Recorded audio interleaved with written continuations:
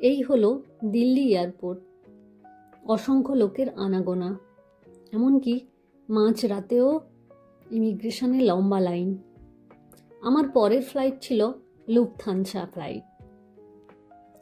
এটা আমার প্রথমবার ইন্টারন্যাশনাল ফ্লাইট।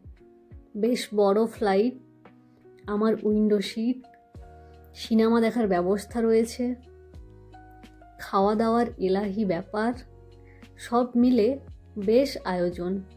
সকালে মিউনিক এয়ারপোর্টে নামার আগে দিগন্ত বিস্তৃত সূর্যের আলোর আভা দেখতে পেলাম। মেঘ চিরে ফ্লাইট যখন মিউনিক এয়ারপোর্টে নামছিল, অপূর্ব লাগছিল দেখতে। তবে নামার পরে বেশ ঝক্কি পোয়াতে হলো। ইমিগ্রেশনের সামনে গিয়ে দেখি শয়ে শয়ে মানুষ। অগত্যা লোকজনকে রিকোয়েস্ট করে কোনো রকমে ইমিগ্রেশন সেরে দৌড়ঝাঁপ করে নতুন একটা লুফথানসা ডোমেস্টিক ফ্লাইট নিয়ে পৌঁছলাম হেলসিঙ্কি এয়ারপোর্ট।